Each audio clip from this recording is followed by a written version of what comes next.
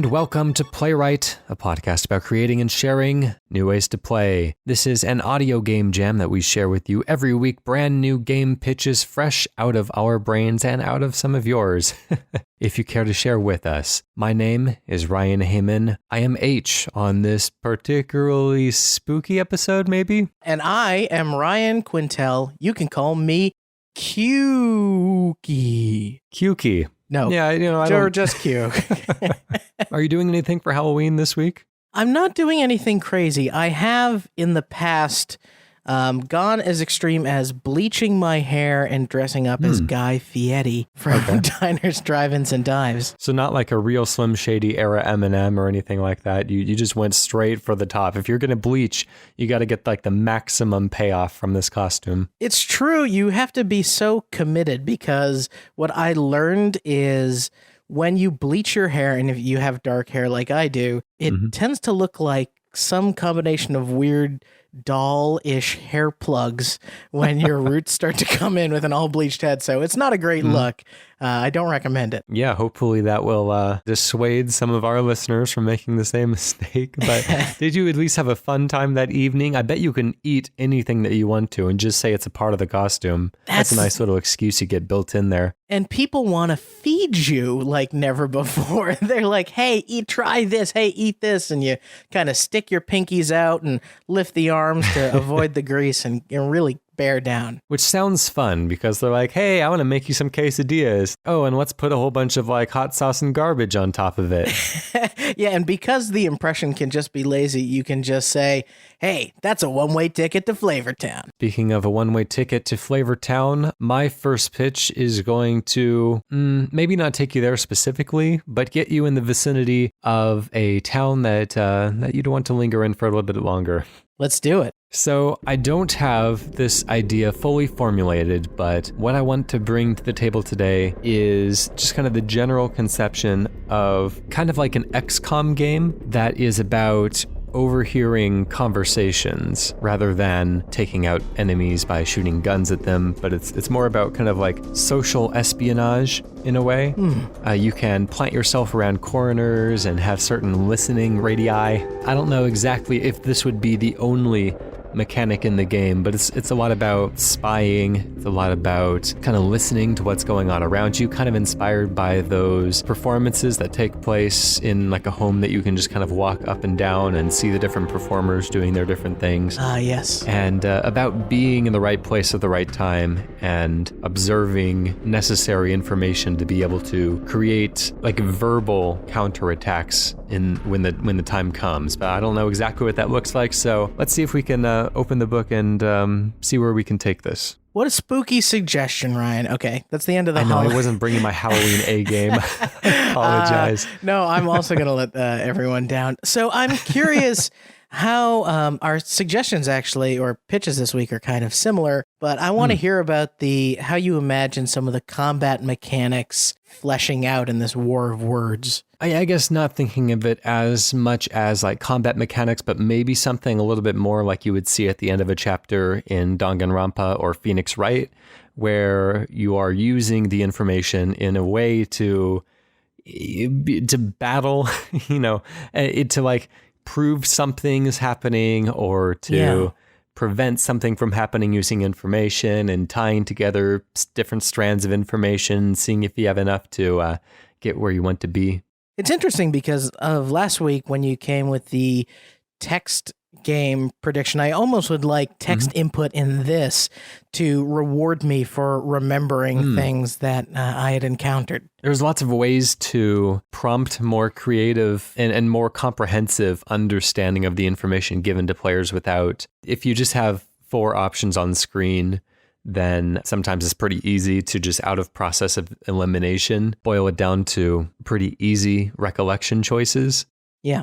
In those types of like trial segments, but there are some games that do some pretty clever sidestepping of that problem. Do you think that there is an aspect to this where you could kind of know thine enemy in a way where their triggers, or kind of how to win arguments against certain people? I mean, obviously, the more time you spend following one particular person around, the better you're going to know their repertoire. But yeah, I'm still not entirely satisfied with the overall, like I don't necessarily want this to be targeted at one individual, because if your job is to investigate or spy on one person, then you can pretty easily just spend your entire time just following them around and hiding around corners, and it would just turn into one of those really bad Assassin's Creed levels that's just like, stay out of earshot of this person, but don't get too far away. You know, that kind of thing that every open world game has. But if you are dropped in the middle of a party like James Bond would be, where he's in the middle of a gala or a casino that's run by a whole bunch of evil ne'er-do-wells, and basically you're just trying to glean information from wherever you can.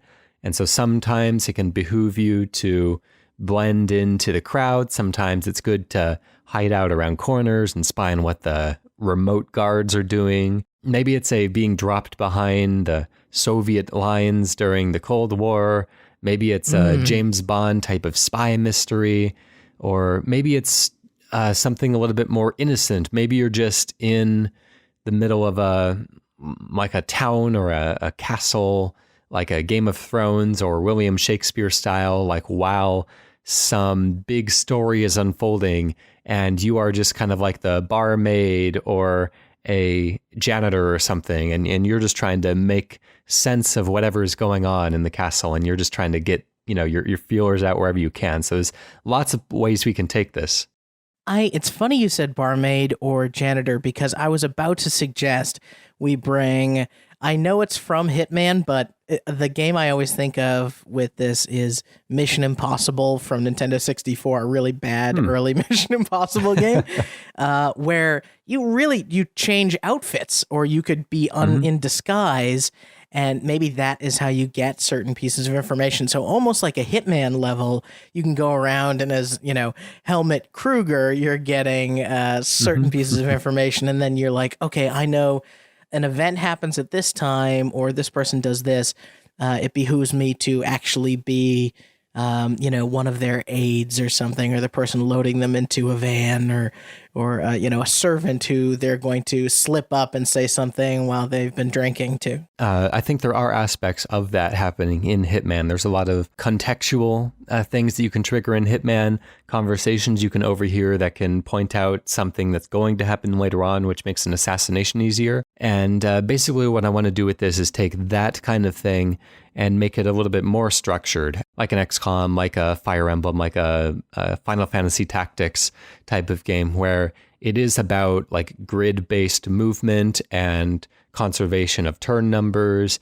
And so everything is a little bit more board game-like, rather than the kind of free-form Hitman conversation, because that got a little tricky. You know, sometimes a conversation, you would be close enough to trigger a conversation to start, right, but you're still like far away on the other end of the room, and suddenly the information pops up in your memos, and you're like, oh, I guess I learned this somehow.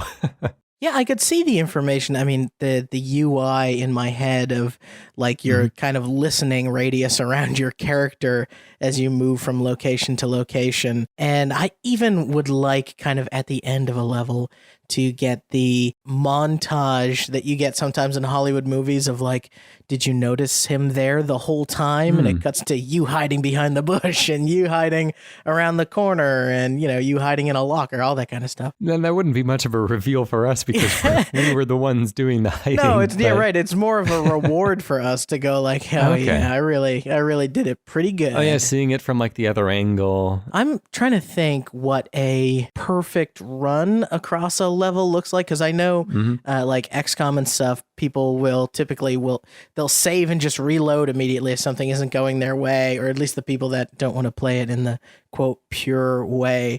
So what do you think is the optimal hearing everybody, or is that, and it's just a matter of like what pieces of information you gather each time? Yeah, that's tricky, because obviously we need to build in failure states. And so if we get caught, then the people around us would probably just stop talking about the sensitive subjects. And so it would kind of encourage some level of like replaying the level or being able to rewind or something like that. But then if this is like a mystery that we're trying to solve, then replaying the level multiple times to solve the mystery would seem a little clunky. Alternatively, if we're able to solve the mystery, there's no incentive to further replay it. So I'm kind of caught in between ideas there. It's almost like you need multiple critical conversations happening, and it's a matter of like replaying a level is just fleshing out every detail of what happened in that space, the way that someone commits a Hitman level or an XCOM level to memory, even though I know XCOM has a lot of kind of random number stuff associated with it. Maybe there is some of that randomness in terms of when people start queuing for conversations, or when people, I hate to use the term spawn, but when people show up on the map or kind of walk in. And, you know, like this happens to me in Mario Rabbids a lot, where I will be in the middle of something and then I see a rabbit is about to appear from off screen, and I know, ooh, that place I was just about to safely retreat to is about to have a person in it. So playing those games where you can try not to be caught by the people who would see you and kind of get yourself cornered is interesting. Or what if this was like a Groundhog Day type of thing, where the day would replay exactly the same way each time, and to get to the most sensitive pieces of information, we have to kind of like orchestrate things to happen in the right way. We have to get somebody to walk over to somebody else's vicinity because they, you know, misplaced the Post-it note where they wrote down the card because we stole it earlier, because the other person wasn't in their room to guard it, because they were scared away by a mouse that we put there. And so it's a little bit Majora's Mask. I mean, a little bit Hitman in that way, but it's kind of like learning what the triggers are until eventually we get to the full story. Exactly. You find out that Alice is afraid of mice, the same way that Ned in Groundhog's Day, by the end of it, could play piano perfectly, right? Yeah. Like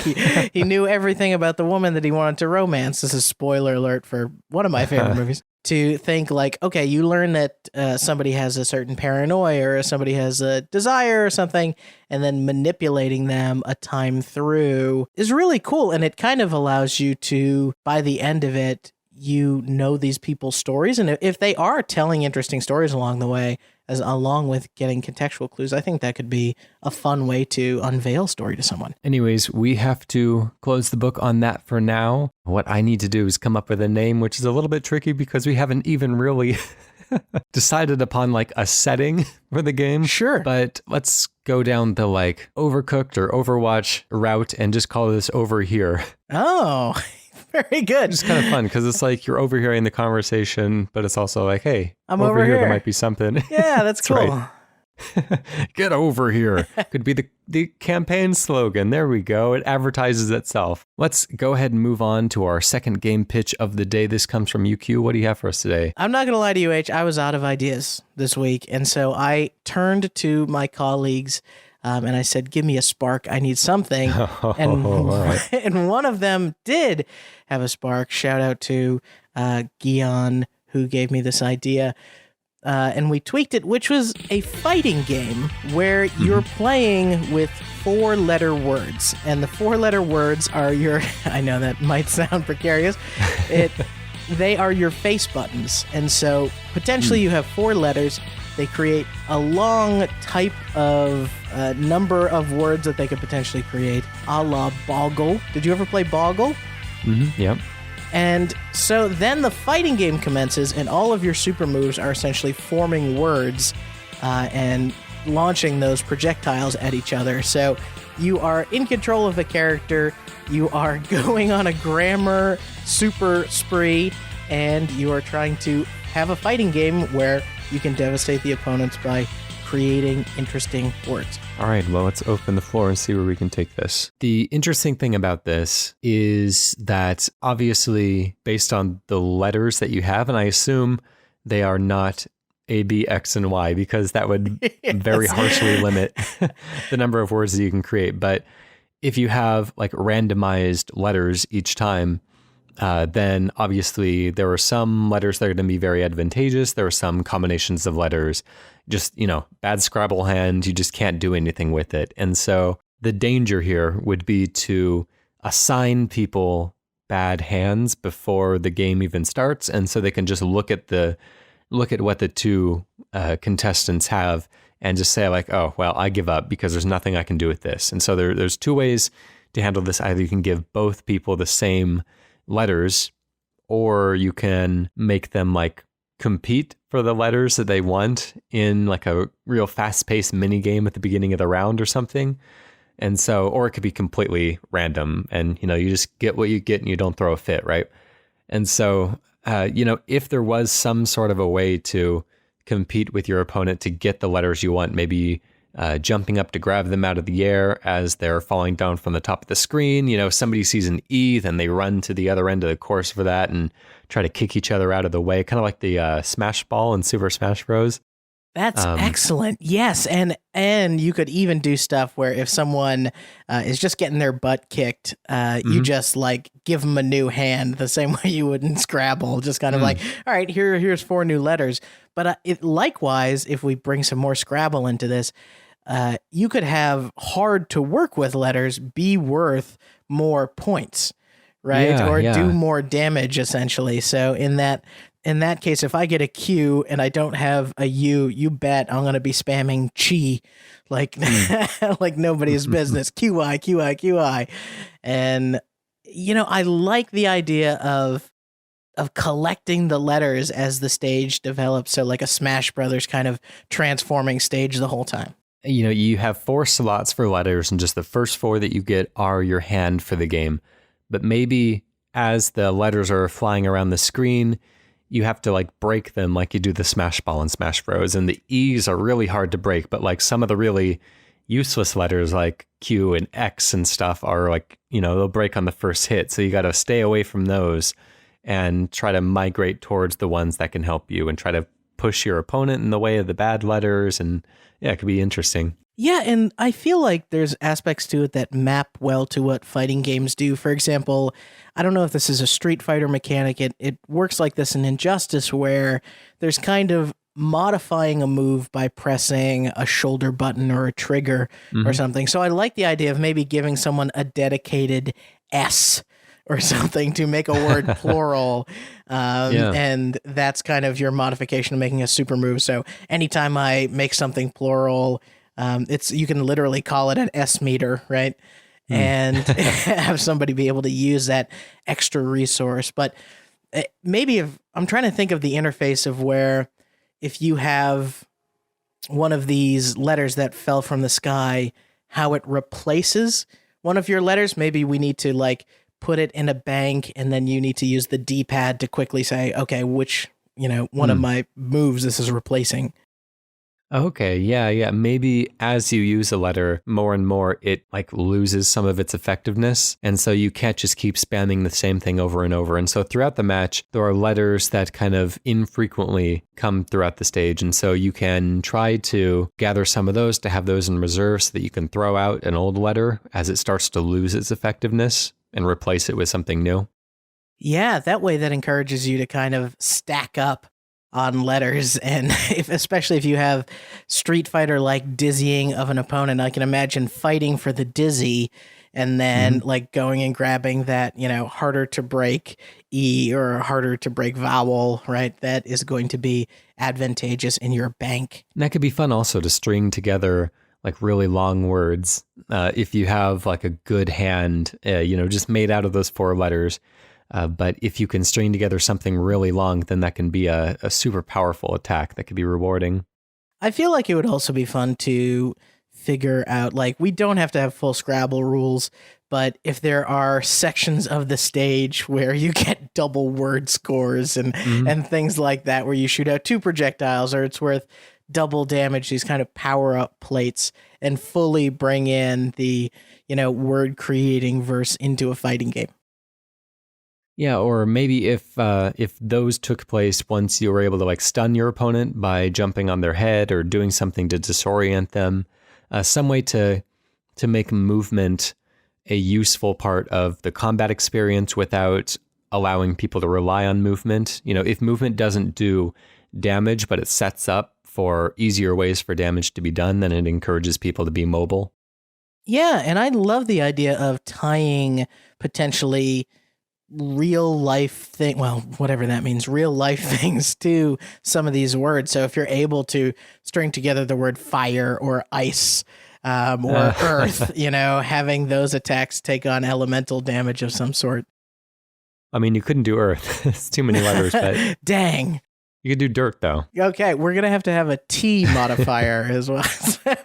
One free RST, LN, and E for each player. So you can spell R.L. Stein? Is that your spooky modifier for the Halloween show? It's true. There it is. Spooky. What do you think? Do you think characters matter in something like this, or can we find a way to make characters matter? Maybe a character has certain starting letters or something? I think giving them starting letters would be... Yeah, unfair depending on the letter. Yeah, right, because if part of the game is trying to like build your repertoire of strong letters, then having them start out with letters kind of diminishes that aspect of it. But having different characters with slightly different abilities, the way they do things, maybe more like the difference between characters and drop kick, I think that's what it's called, versus the difference between characters in Street Fighter or Marvel versus Capcom. Yeah, or even giving, I think you almost need a single, not full attack thing or some inane way to knock over your opponent, because you do want some level of action as people fight to unlock these things initially. And because if these letters take up the face buttons, you're kind of using your entire range of expression already. All right, so one of the things that I've been thinking about is that entering these letters can take, I mean, it's a little bit more complicated than entering a button combination like you would in Mortal Kombat, and especially if the letters become less useful as you use them, then I would want some level of guarantee that it would hit a little bit more than it would in a normal fighting game. Because in a normal fighting game, Street Fighter, I can throw out a little quick jab, and if it doesn't connect, whatever, I can just, almost instantly throw out another kick, and that's fine. Yeah. But in something like this, where I can potentially lose the effectiveness of letters if I miss an attack, and it takes longer to input, and maybe signaling to the game that the word is done isn't as elegant as just hitting a button and releasing like you would in a normal fighting game. Sure. So maybe we can tie every action to some sort of like a stamina bar, like you would see in Dark Souls. Not something that's too punishing, but something that can, I guess, make people at least think twice before jumping, because if that takes just a little bit of stamina, then they have that much less to work with when they're trying to put out attacks, and so it's a little bit more of a deliberate fighting game than just, I'm going to hold the jump button and half of your attacks are going to miss just because of dumb luck. Yeah, and you know what? I dare I do this. I know we're trying to challenge ourselves always to change ideas and pivot different ideas on the show, but I could also see a version of this game where everybody starts off with literally just the dive kick or something like dive kick, and you're actually competing to break open bubbles that give you additional moves throughout the stage. So like there's a big fight over who gets punch, right? But of course, balancing that and making that fair would also be challenging. But would that take some of the emphasis away from the word building? Oh, no, I'm saying like that is a different game, but... Oh, I see. That's 2 games for the price of 1. Okay. Spooky. It looks like we are out of time on that one or those 2. Yes. But at least for this first letter building game, let's come up with a name for that. So I was thinking about words and fighting game terms, and I think I'm going with SpellCheck. SpellCheck. Yeah, like cool. like a button check. Why not? And we are moving on to a listener submission. This is, of course, pitched by one of you in the audience. If you would like to pitch an idea for us to read, dissect, and discuss on air for everyone to hear, then you can email that to us at playwrightcast@gmail.com.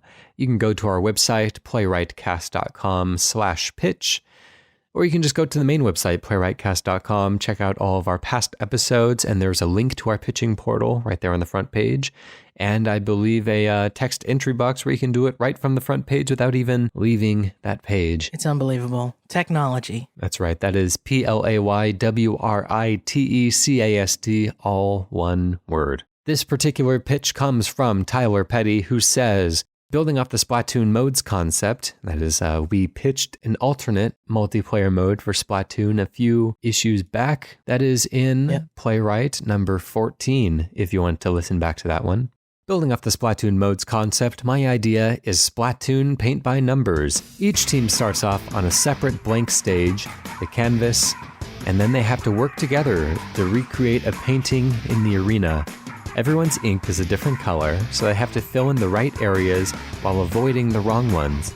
You can also mix colors by hitting the same area. For example, the blue player and the yellow player shoot the same spot, and it becomes green. Weapons will give different brush techniques too. The team to accurately reproduce the paintings the fastest wins the match. And that is all he gives us. Let us go ahead and start the clock. This is a super cool idea, Tyler. I love the idea of everyone having different colored ink and trying their best to approximate, especially if you could get into any sort of mixing colors stuff. I like the idea. I think actually the mixing colors is the only part that I'm going to push back on, because as well as that works conceptually, I think I really like the immediacy of Splatoon being able to immediately kind of overwrite ink that's already on the playing field, and especially if somebody's made a mistake. If you are the red trying to color in your area and somebody with the green color accidentally paints into half of your box, then it's really nice to be able to just go on and overwrite that without having to find some way to like wash that paint off first and then set your paint, or, you know, working out a whole wheel of combinations of colors. But I think overall this is a cool idea, and this kind of thing, I think it can work, because this kind of thing was a mode in one of the Mario Tennis games, at least the one that I played for the GameCube, had a mode where you and a friend could basically play Forrest Gump style, a game of tennis against a wall, but the wall had like an empty, like a line drawing in it. And as you hit the tennis balls in different parts of the painting, it would color the painting that color. And then as you color the whole painting in, you were kind of racing against the clock to get this entire thing painted. I was about to go right there. Well, not the Mario Tennis thing, although I think that's great. What you need is almost a line drawing version of the thing that you're filling in, right? And that kind of gives you some guidelines. What if the stage you're on, we make a giant artist palette, right? So there's a bunch of different inks, and people just, whatever ink you kind of dunk yourself into, you can be that color. And now anybody, like say you have to paint a tree, there's going to be a mad rush over to brown to start doing the trunk or whatever. And the results of the crazy paintings that are going to come out of this, you're going to have a bunch of people like purposely getting it wrong and, well, probably painting inappropriate things, but also like maybe a freeform version of this mode where people can just kind of, you know, dunk themselves in paint and just one man do like a Minecraft-esque painting of their own Jackson Pollock Splatoon by themselves or with a friend. I think it would be interesting if there were different orientations that the painting could be in, whether the painting is kind of a huge area on the floor that you had to paint, or whether the painting kind of moves around various walls in like this cube that you're trapped in. So sometimes you're shooting down, sometimes you're shooting at the walls, sometimes you're shooting straight upwards at the ceiling. But the fear that I have is that in the modes that are currently in Splatoon, it's kind of okay if there's one person who's AFK, you know, like you'll usually lose a match if, you know, two people are away, but, you know, you can sometimes make up for one person not being there. But in this one, it seems maybe more important that everyone participates, but maybe not, because if anyone can take any color, then, you know, maybe they can make up for somebody's absence. So I don't know. I mean, this also to me, I know they've done a lot of Splatfests since I kind of fell off Splatoon 2. I still think it's a great game and would totally play it again. But if a Splatfest was like, hey, you know, ketchup versus mayo, and I'm in there painting pictures of ketchup bottles, or like the ketchup side has like French fry paintings and hamburger, and mayo. Well, I guess they'd be the same stuff that they put that stuff on. But the idea of like cats versus dogs, one side is trying to paint cats and dogs, and maybe you even switch them. Or like you said, if parts of the stage are moving, can you imagine if you were trying to paint a square canvas that was just slowly rotating kind of in a perfect circle, and that's either way, right? So it can kind of turn to face away from you and your team has to kind of move around in a circle to keep up with it, or, just straight up rotating, facing you the whole time, like left to right or clockwise. So you have to constantly be shooting in a new area to coordinate it well. Yeah, there's a lot of things that make this really tricky, though. If you're shooting Splatoon ink at the canvas, then, Splatoon ink is opaque. Like, would you be able to see the lines through the paint? Because I wouldn't want somebody to just be overzealous and kind of paint the entire canvas one color, and then the rest of the team's just like, I don't know what to do anymore. I think you can get away with some level if you do like little raised bumps so that you could kind of always see the general outline, even with the paint on. Do you remember the way there's like those little kids arts and crafts project where you would put in beads and kind of melt them into things like stained glass? Oh, yeah. So if you had that kind of system for walling off sections of paint, it might make it a little bit easier, but that could potentially guard against that kind of stuff. Huh. Yeah, or like a light bright, and all of the colors are there already, but if you shoot them the right color, then the lights illuminate, and if you don't, then they just don't light up. Oh, man. But I do like the idea of making a mess, though. That's kind of fun, too. It's true, but a light bright mode is also very good. This is a like 4 games in 1 episode of Playwright. Maybe the lines could just shine through, like anime characters' eyebrows through their hair. You know how that happens? Yeah. There's just no respecting of the borders set forth in the world. Right. I know you're worried about the color mixing, but I feel like that could create some interesting things, especially if you only give people primary colors and you say people are assigned, of course, any dropout, like you mentioned, is going to kind of break this. But I love the idea of, red and blue, not necessarily shooting the same place on the canvas, but almost having to maybe shoot each other to give each other some of the color or something. Yeah, that could make sense. Because if it's just about mixing the paint on the canvas Bob Ross style, then eventually everything's going to turn out to be brown. But yeah, if they could shoot each other to like modify each other's colors, that could be cool. Except Splatoon doesn't really have good voice chat, and so if you needed to be green, that could be difficult to communicate to your peers. This mode would also work perfect into your refresh mode,